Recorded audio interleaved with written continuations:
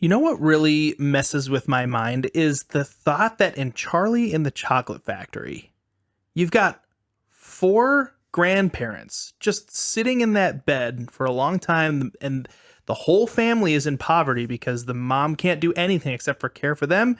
And the kid is, just a kid. Charlie's just a kid. He can spare a little bit of money every once in a while to buy chocolate, but that's it. That's all he's got. And then suddenly, as soon as he wins a golden ticket and he can go and do something, suddenly Grandpa Joe's there to stand up and put on his coat and move around and sing songs and do all this stuff. It's like, dude, that guy could have been helping. He could at least been stirring the cabbage or whatever that the mom was doing, like from the bed, right? So that way she could go out and, I don't know, make a living or what. I don't know. It just blows my mind. But when I think about it, I think it's kind of the mom's fault. Oh, where are we going with this? I haven't heard this thought yet.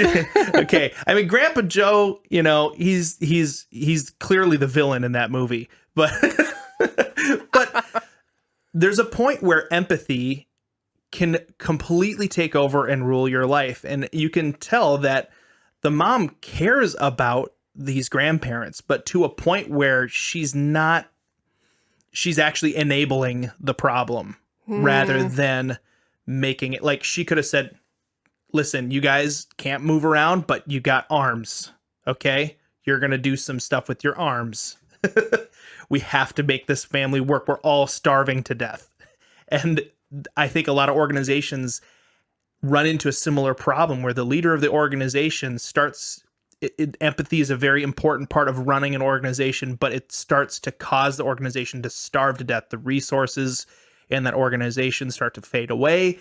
And rather than figuring out how to bring empathy to the next level of actually having kindness to give somebody skill and give somebody purpose and invest in people so that way they can help with the organization, empathy crosses a line and turns into apathy. That's really good. I did not know where you're going with that story, and I totally agree with you on it. Well, you should have seen your eyes there when I said, like, I think it's the mom's fault. You're like, what? Where is this going? Heresy? Well, it's so accurate, though. I mean, a lot of times, and chances are in Charlie and the Chocolate Factory, the grandparents didn't start that way. That probably wasn't the initial dynamic between everyone. But over time, that's just kind of what it grew into. And then you realize, oh my gosh, he could have just gotten up this entire time. And he chose not to. And it's on him, but it's also on her for not creating. It's on everybody. It's on everybody. Everybody involved. But we see this a lot with organizations when we're talking to people. And one, you can tell when empathy kind of takes over, when they have their vision statement, which we talked about last week. But what they're doing just gets so scattered because every time they go anywhere, they see someone with a need and they're not able to look at it and say, does this fit within what we're trying to do? Or how does this fit in with what we're trying to do? Or should we be taking on this next project? Do we have the resources for it? Not just the financial resources, but the people resources, the leadership resources. And so a lot of times we'll see organizations who the leaders have empathy, which is good, but has been taken to such an extreme that they're able to maybe do some work in an area, but they're not actually able to help in that area. Like, I can give a certain amount of my time to a lot of different organizations, but if it's only 15 minutes here or 30 minutes here, and they're actually spending more time training me than I am actually helping because I'm trying to spread myself so thin that I'm not becoming great at anything. Am I really helping any of the organizations? No. I'm detracting and I'm sucking their resources because they're going to be extra helping me to get started and trying to invest in me and trying to get me involved. And I'm actually not helping any of them if I'm not truly vested.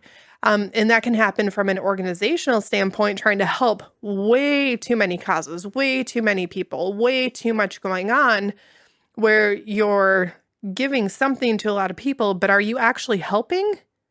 Not always. Just because you've given in a certain area or tried to do something doesn't mean that it's being effective long term. And as much as we like to say, but that's not apathy. Like there's a certain amount of apathy when you realize, you know what? I just don't care about holding firm to the vision that I had. And I don't care about really making a difference. I care about feeling like I'm making a difference. Ooh, that burns. That hurts.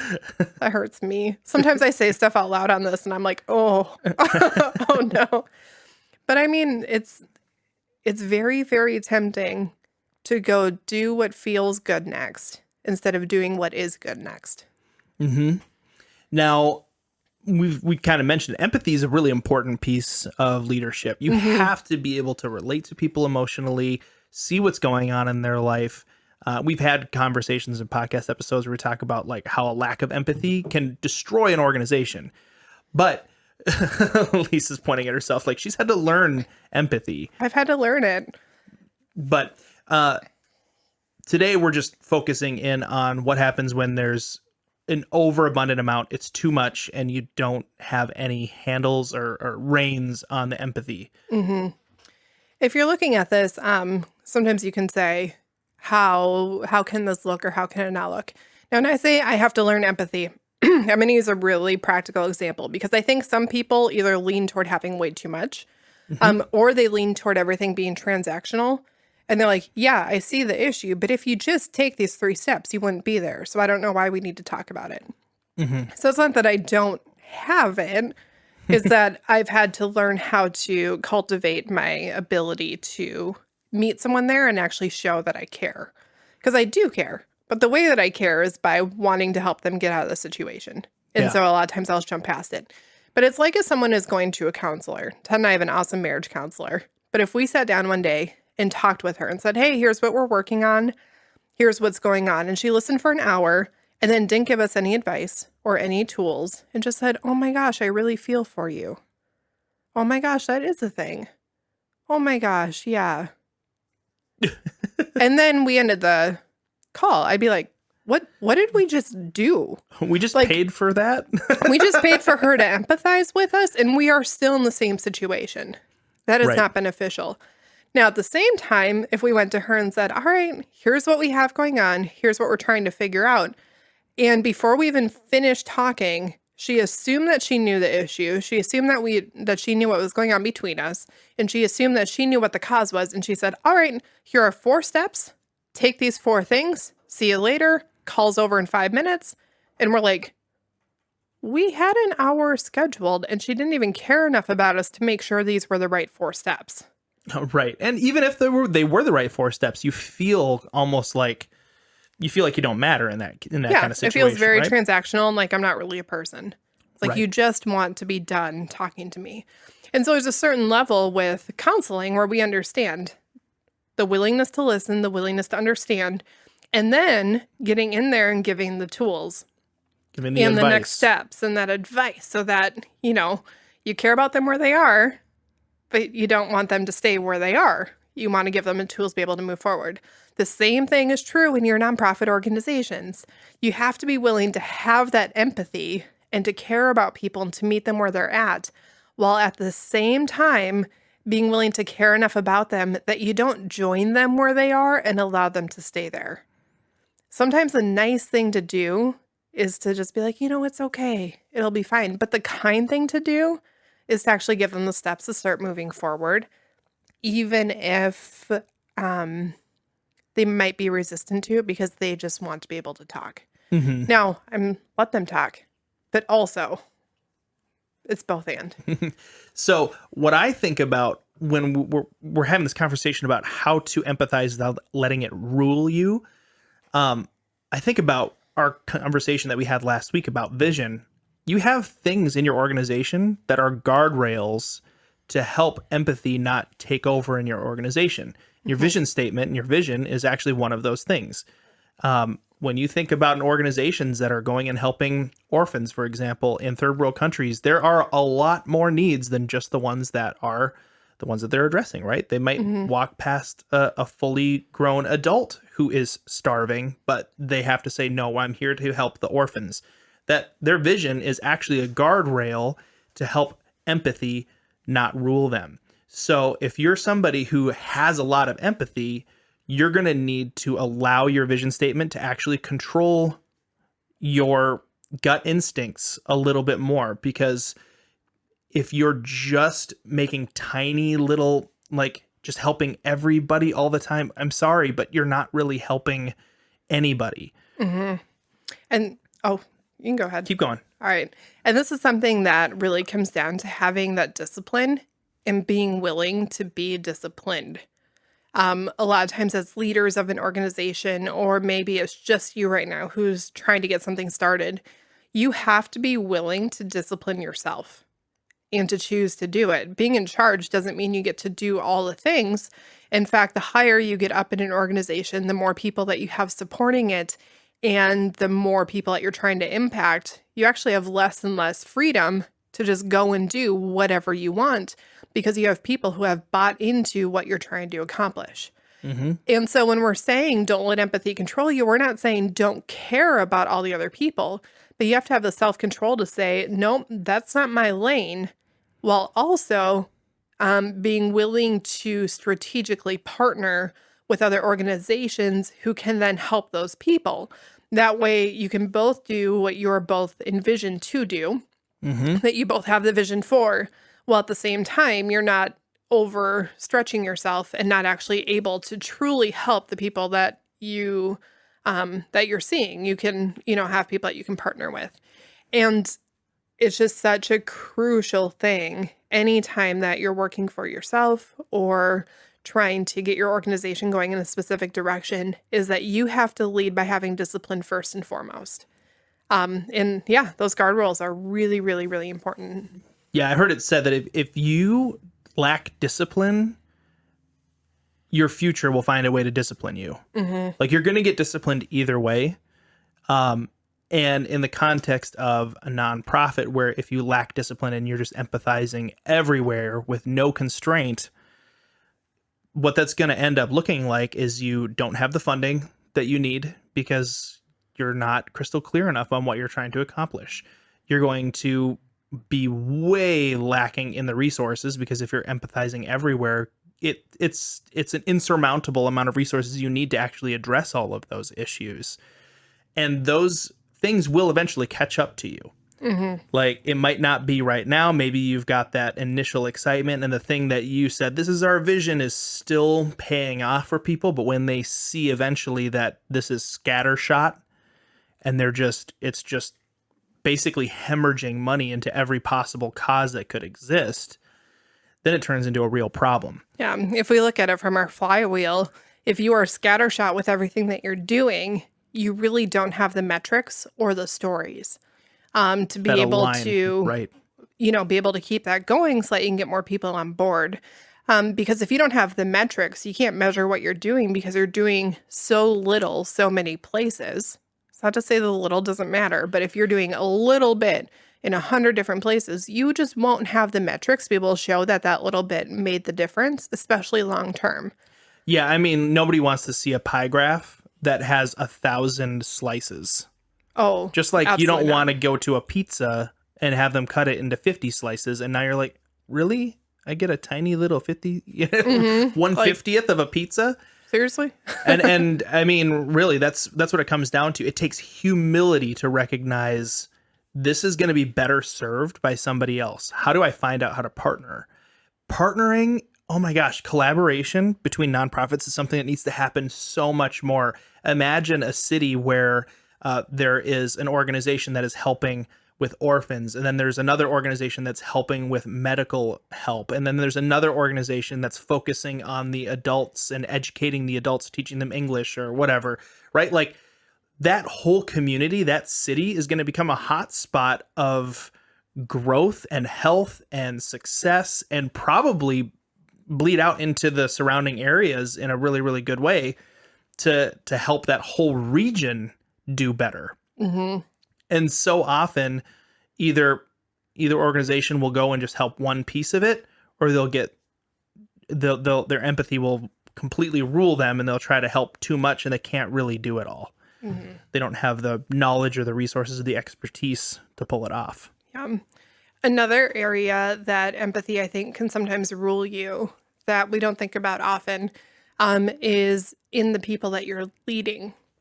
there are times that as a leader, when you have a volunteer or a volunteer leader under you, or maybe a staff member, who sometimes they will get in the weeds talking about something going on in their lives. And that's not to say it's not important, but sometimes the leader of the organization can become so empathetic toward that person that they're not actually taking the moment to care enough about them to help them figure out what's next and actually equip them to move forward. Or it could be that maybe the volunteer has something, kind of a passion project that they care about, and the leader of the organization is like, oh man, I really understand what it feels to have something that you care about and want to get it off the ground, and how it feels when you have to wait. And you know what? I have this organization. Maybe I'll just put some of my funding into this side project and let them work on their thing. Like, it sounds good in the moment, but if that doesn't line up with what your vision is, you could actually be hurting your organization as a whole and not even realize it. I think we're doing something nice because we feel for the person who is where we were 10 years ago. And we're like, maybe if I just help you out a little bit, you can skip a few steps.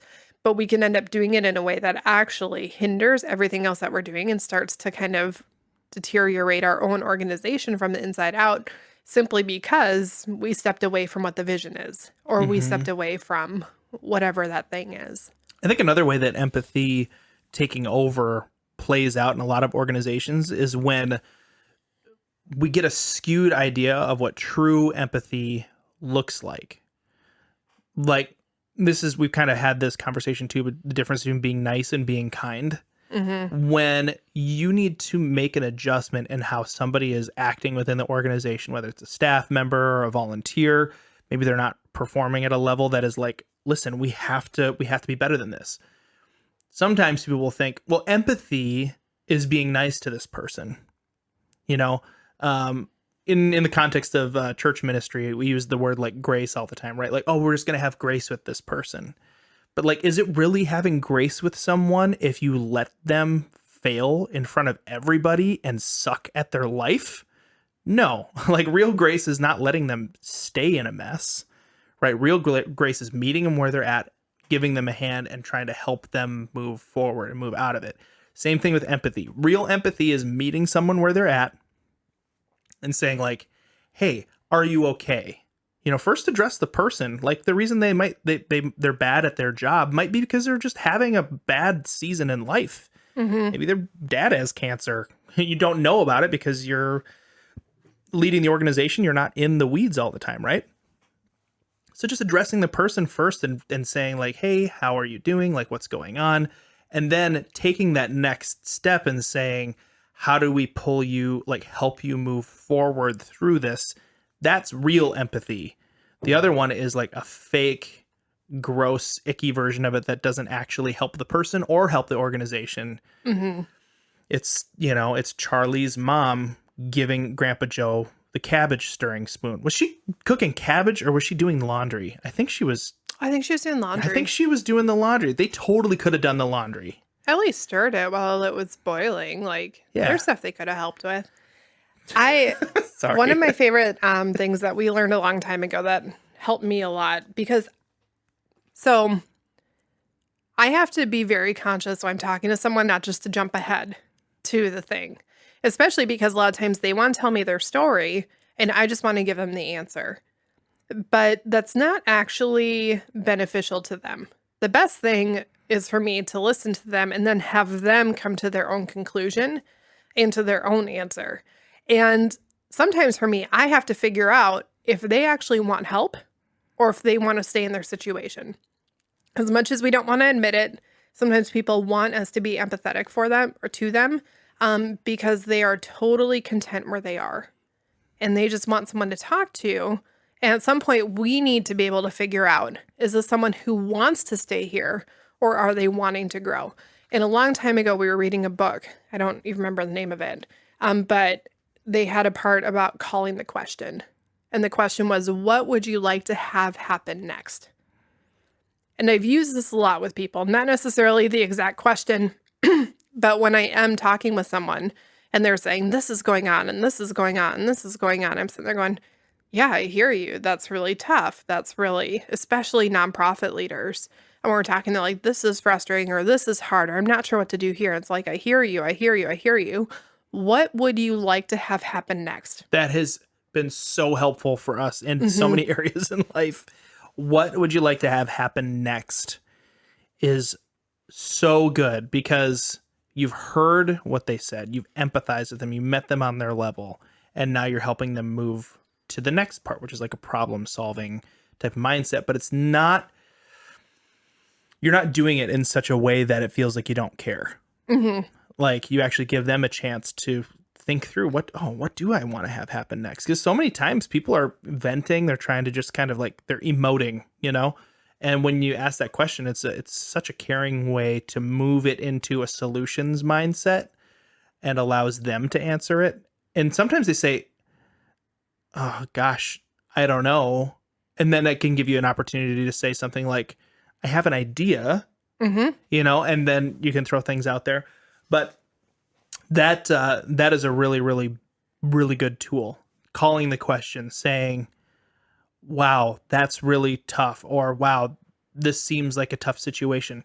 What would you like to have happen next? Mm-hmm. That works up and down. Like if you're in the middle of an organization and your leader is having a tough time and they're like, hey, we got to get this thing done. Like this is, I'm just like so frazzled or whatever. Maybe you got a close relationship. This happens a lot in nonprofit organizations where like leadership and their, subordinates have a close enough relationship where they kind of just talk about whatever, right?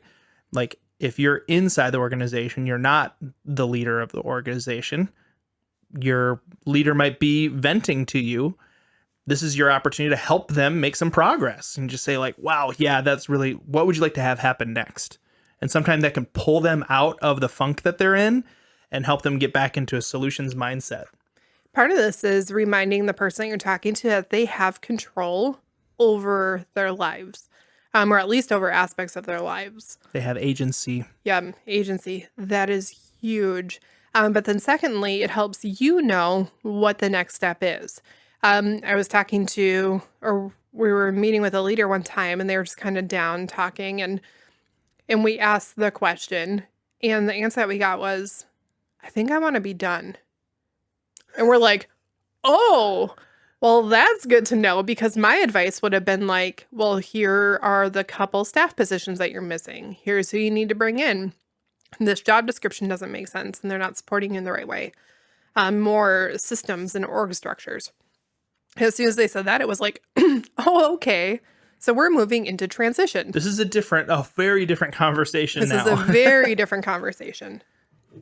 Yeah, and so it was really, really enlightening when we asked that question. And I think as a leader of an organization, the more you ask that question while you're empathizing with volunteers, staff members, people above you, below you, around you, you're going to find that you can empathize with them and not let it rule over the whole conversation and have it just steamroll and have you like walk out of there with like no solutions.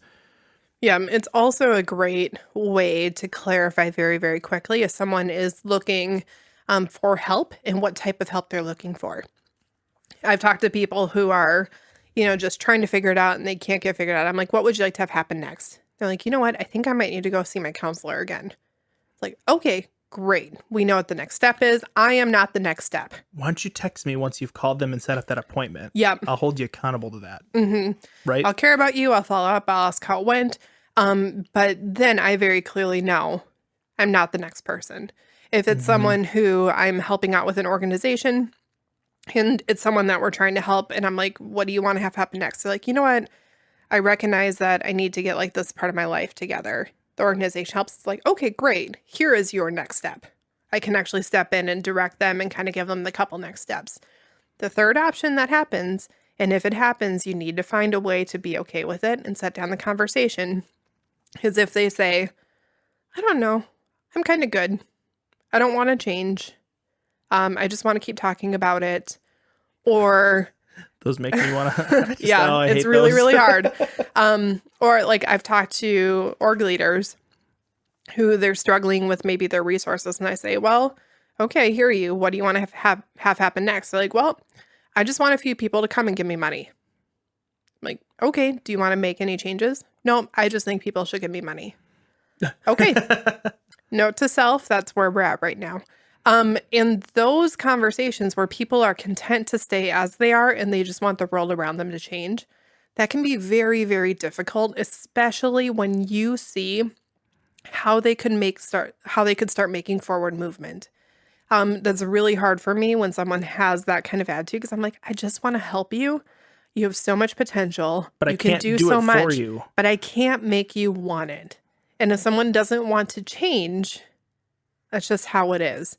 But the nice thing about it is the next time that you engage with that person, if they continue talking about the situation, it's very, very easy to listen for a couple minutes and kindly say, I remember you talking about this. Man, I'm really sorry you're still in a situation. What do you want to have happen next? And you can actually call the question a little bit earlier, and it allows you to continue just asking that question until the day comes where they hit the point where they say, you know what? I think I need help. Yep. Because once that happens, it's game on. Yep. The minute someone realizes that they want to make a change, all the doors open. But as leaders, we need to have an easy way to see where they're at and if they're at a place where they want to make the change. Because we cannot try and get someone to do something they don't want to do. It's like pushing rope. Right. You will exhaust yourself in the process trying to help someone who, yes, they do need a caring person and you can care for them. But you need to know at what point we can move past empathy and either very kindly close down the conversation while still allowing them to have access to us within reason, or get them the next steps that they need. Right. And that's why it's so important to have the resources around you and the connections and the networks around you of people that can help and are actually set up to be able to help these people. So whatever your organization is doing, you may have staff members or volunteers that kind of get stuck in ruts like that, where you're like, I'm not equipped to constantly try to push them like rope. But you need to have those networks around you. And sometimes those networks look like other employment or volunteer opportunities with different organizations that are not yours because they can't keep up with what you guys need to do. And that can be one of the trickiest parts with empathy is recognizing when it's not my job to make this person feel good.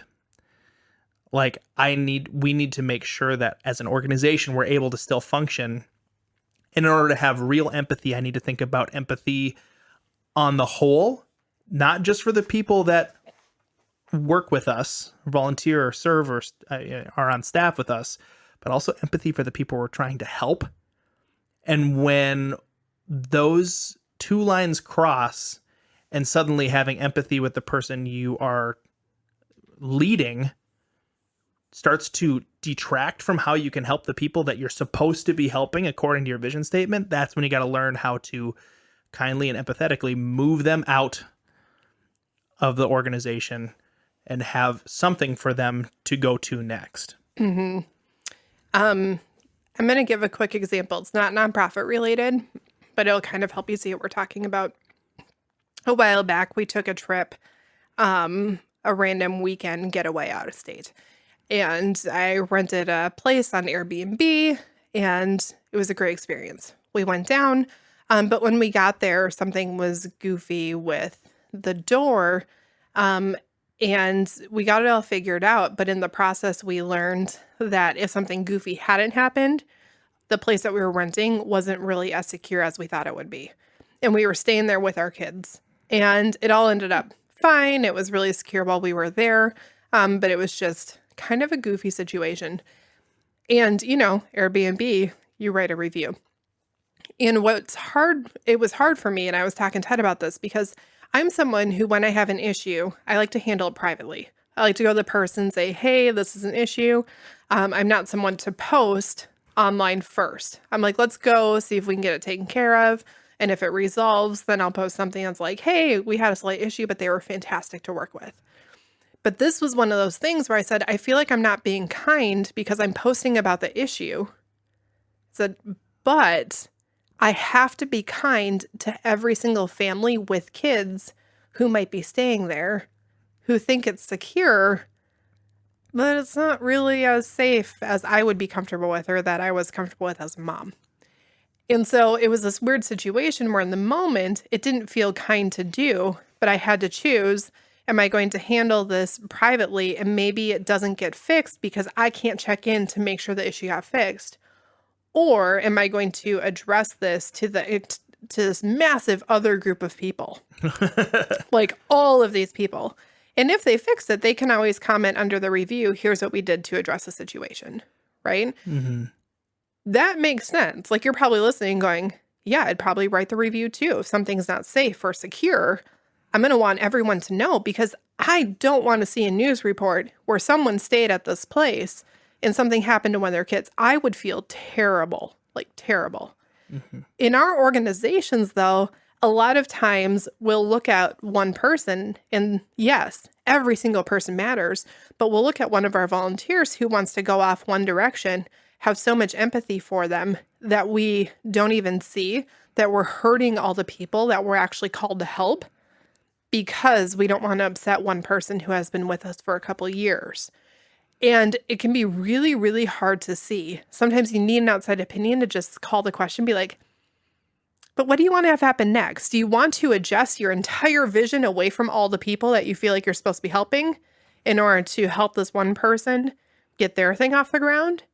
Or is it maybe just not the right time or place or position for the one volunteer so that you can continue to do the work that you're doing?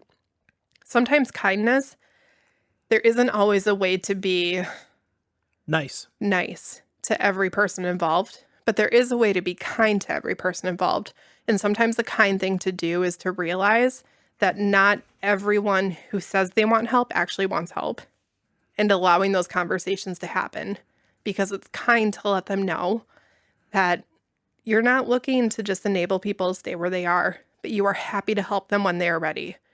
And sometimes the kind thing to do is to find the people within your organization who are constantly unhappy with the direction that your organization is going and calling the question, just saying, what do you want to have happen next? Is this the right fit for you? Having too much empathy and trying to deal with kindness, it's a fine line and a fine balance. At the end of the day, you might not feel like the nice person, but that doesn't mean that you didn't do the right thing. So if you're dealing with a situation like that at all or have questions about this, because there are so many moving parts in an organization, we would love to hear from you. You can reach out to us at office@legacybuildersintl.com. Thanks for listening to the Legacy Builders Movement. If you appreciate this podcast and find that it's valuable, the best way that you could help us is to subscribe and leave us a rating and review. To learn more about Legacy Builders, go to legacybuildersinternational.com. That's legacybuildersintl.com.